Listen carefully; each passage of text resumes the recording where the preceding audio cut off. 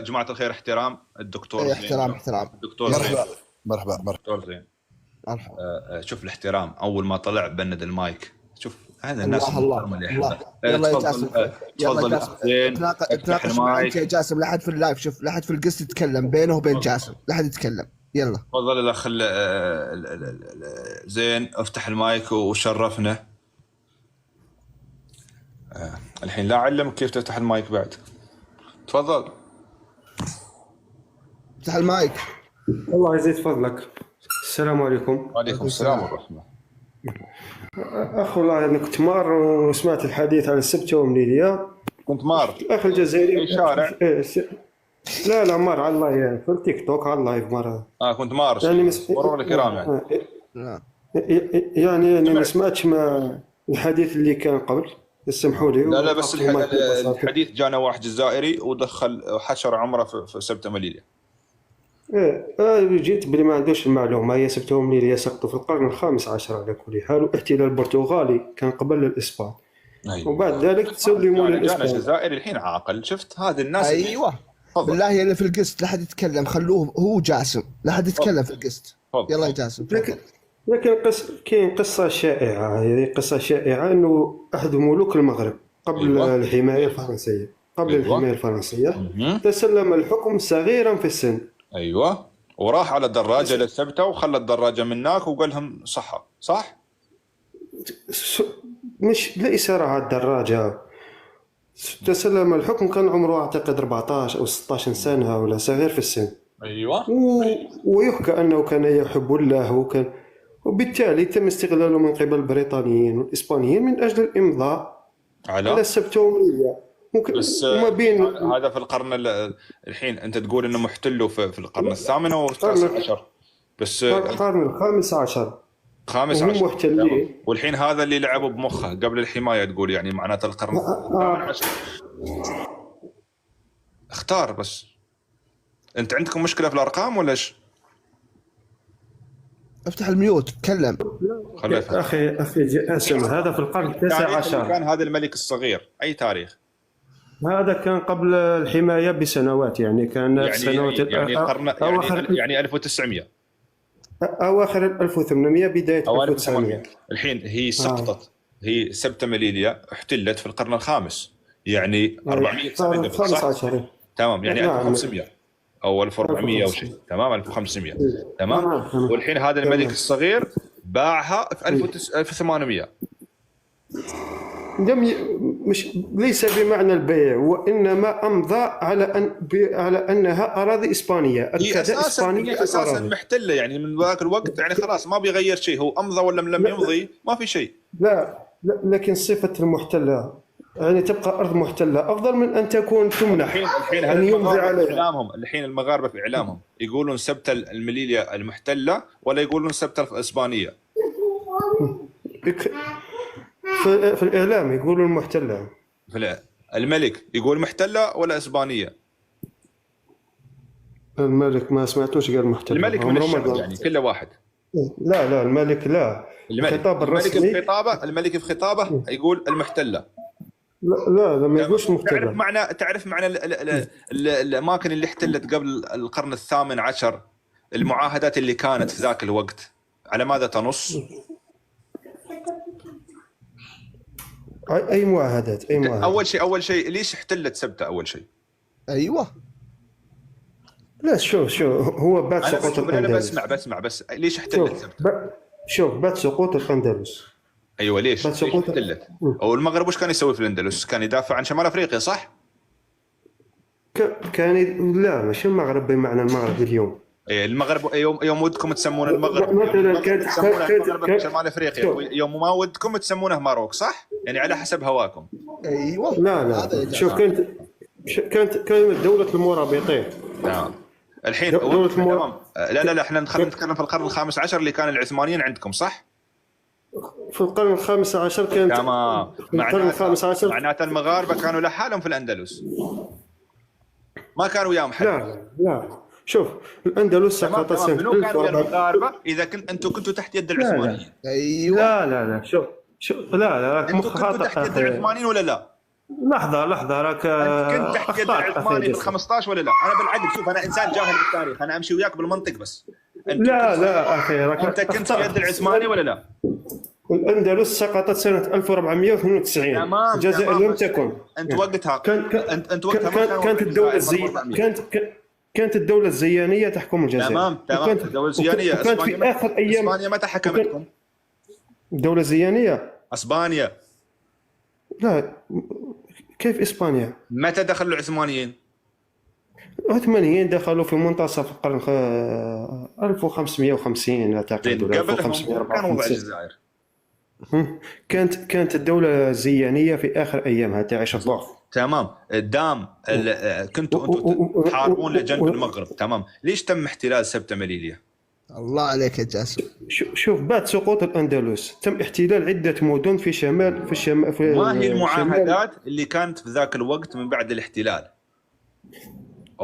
انا ما عنديش وقتها كان شوف في اشياء احتلت قبل القرن الثامن عشر، مثل المناطق اللي صوب تايوان، المناطق اللي صوب امريكا، الجزر الامريكيه المحتله من طرف الصين، الجزر اليابانيه، الاماكن ذوله. وش كان في شيء؟ ليش المغرب ما استرجع سبتة مليلية بالسلاح؟ يلا جاوب. انتوا دوم ليش ما يروحون يحررون؟ ليش ما يروحون يحررون؟ بس ليش في نظرك ما يروحون يحررون؟ المغرب خذا سياسه، هي خذا سياسه. لا، سبب غير السياسه، في سبب ثاني. ليش ما ليش امريكا ما حررت الجزر اللي محتلتها الصين؟ يا اخي المغرب يدعي باللي الصحراء الغربيه نتاعو، ورغم ذلك لم يرسل الجيش لتحرير الصحراء الغربيه. لحظه ثواني انت رحت الصحراء المغربيه ولا ما رحت؟ يا الله.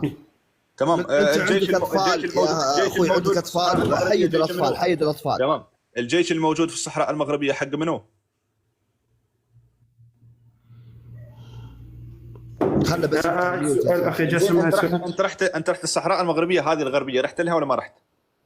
لا ما رحت لها. زين، الجيش الموجود في الصحراء الغربيه حق منو؟ ما حنا جاسم ما رحت لها، والله ما عمرك توطاها، والله ما عمرك توطاها. لا شيخ البدو، بالله شيخ البدو خله مع جاسم، خلوه مع جاسم، لا حد يتكلم في القصه. زينو شوف بالعقل شوف مش مشكل كي تدخل مداخله. لا خليك مع جاسم. انسى الموضوع، عشان حوارك مع انسى الموضوع. تمام. الحين الصحراء الغربيه في حكم منو؟ من العيون لين الكويره، منو يتحكم؟ شوف يتحكم في 80% المغرب، وكان 20% اي مدينه. لا شوف، الصحراء الغربيه المغربيه او الغربيه، تمام، خلي الغربيه مثلا نقول، هي تبتدي من متى؟ من وين لين وين؟ تبدا من فوق العيون حوالي 30 كيلومتر ولا لين القرقرات، صح؟ القرقرات. تمام. معبر القرقرات والمار لموريتانيا منو الجواز؟ الصحراء الغربيه تنتهي في الكويره. تمام في الكويره مثلا. المعبر القرقرات موجود في الصحراء الغربيه؟ معبر يبعد حوالي 60 كيلومتر الحدود الجنوبيه تاع الصحراء الغربيه. تمام. منو يطبع من هناك؟ الجيش الموجود. الجيش المغربي. تمام. منو اللي يسكن من هناك؟ يسكنوا كاين صحراويين. العلم المرفوع من هناك منو؟ علم مغربي. تمام. ليش تقول ودهم لازم يدعى؟ الجيش الموجود منو؟ جيش مغربي. جيش مغربي. تمام. يعني وده يحرر شو من شو؟ وده يحرر المغرب من المغرب؟ لا، يعني نقول لك قبل سنة 1975 قبل خروج الإسبان حررها. راح شو اسمه، مسيرة سلمية، ما خسر حتى درهم، ما طلع ولا بارودة، راح طلع الإسبان، سوى الإسبان طلعوا برا خلاص. لا، المسيرة السلمية كان ثم قرروا الإسبان الخروج. معناتها ايش؟ معناتها ليش محتاج يرسل جيش؟ سؤالي لماذا لم يرسل الجيش لإسبانيا، لا سبتة في نظرك؟ في نظري يستنى حتى تزيد إسبانيا تخرج منها كما خرجت من الصحراء الغربية طواعية. لا، وفي شيء ثاني، في معاهدات صارت في ذاك الوقت. ايوه، ايش المعاهدات هذه؟ وش ذا الشيء؟ ايوه في وقت الاحتلالات اللي صارت قبل 1800، الجزر اللي صارت محتلة، في توقيع شيء تم توقيع الاتفاق عليه. أنا ما عنديش المعلومة هذه. تمام. بعطيك المعلومة اللي ما يعرفون الجزائريين. اعطيني معلومه يا جاسم، يلا اعطني معلومه. في المعاهده لا يمكن. لا، اي معاهده، اعطيني اي معاهده. اسمع المعلومه جاسم، عطني المعلومه. اخوي الجزائري اسكت، عطني المعلومه يا جاسم عشان الناس اللي تستفيد. صارت الاشياء اللي شو اسمه تم احتلالها اظني قبل اواخر القرن الثامن عشر او في بدايته قبلهم، لا يتم او لا يمكن تحرير او استرجاع اي مناطق من هالمناطق الصغيره اللي تم احتلالها ذاك الوقت الا بمحادثات سلميه بين البلدين، ولا يتم استعمال السلاح داخل هذه الأراضي من كلا البلدين. يعني إذا بدك تحرر لازم تجلس على الطاولة جبل طارق. دام المغرب بعدها يقول أنهم محتلين، معناتها أنه لين الحين يطالب بهم بس سلمية. تمام. والشيء الثاني، منو اللي يسكن بسبته؟ منو اللي يسكن؟ لا اسبان وقله مغربيه. صح. انت سكران؟ سكران؟ جاسم ذكره بجبل طارق. لا اخوي بالله اخواني اللي في القسط، بالله اخواني في القسط، خلوه مع جاسم، خلوه مع جاسم. جاسم قادر انه يحضر رايح جاي، بس خلوه مع جاسم. لا حد يفتح الحين شو اسمه، لا حد يفتح العلم. الحين 90% من اللي عايشين في سبته ومليليا مغاربه. المستفيد مغربي. البضاعه اللي تمر بدون ضرائب تمر للمغرب. فرنسا او اسبانيا وش مستفيده؟ ما عندها ميناء، حتى الميناء اللي عنده السياده عليه اللي يمرر السلع ما في، لان البحر مشترك بين المغرب واسبانيا. صحيح. وش مستفيده اسبانيا؟ يعني اسبانيا ماشي مستفيده. عندك مثلا انت عندك المدن الساحليه، وش مستفيد منها؟ حتى موانئك ما عندك. المغرب منو اكبر ميناء في شمال افريقيا عامه؟ اكبر ميناء طنجة. تمام. مو ميناء سبتة، مو ميناء مليليا، مو ميناء الجزائر. شفت كيف؟ شفت الناس كيف تلعب على المصالح؟ يعني شوف، اذا عندك بلد واذا عندك حتى لو ضميت افريقيا عامه، الضم فيك انت تقولون قاره صح؟ ضم انت انت خذ، يعطونك وجده وبركان صح؟ لا بركان خطر عليكم، خذوا وجده بس، بركان مضره بالصحه. خذوا انت وجده وخذوا المناطق هذه، بس لازم تشتغل على البلد. ما الفائده اذا عندك بلد بحجم ما عندك بنيه تحتيه، ما عندك شيء، نظام بنكي ما عندهم يا جاسم، ما عندك مطار، ما عندك سكك، ما عندك قطارات متطوره، ما عندك ابسط الاشياء اللي المفروض تكون في دوله. ركز يا جاسم على النظام البنكي، النظام البنكي لتحويل الفلوس. ركز. شوف لحظه، بالنسبه للبنيه التحتيه مثلا قطارات، الجزائر عندها اكبر سكه حديديه في افريقيا. شوف من السكه موجوده والقطار موجود. كيف؟ السكه موجوده من عهد الفرنسيين، بس القطار موجود ولا لا؟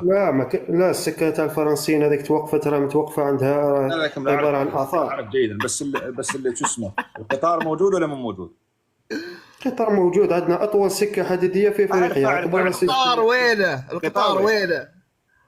القطار يجي من الحدود المغربيه. كيف شكله هذه طريق؟ كيف شكله؟ هذا من العصر الحديث ولا من الطراز الحجري؟ قطار كهربائي حديث جدا، مثل المتواجد في دبي. لا يتواجد، صح، هو لا يتواجد، صحيح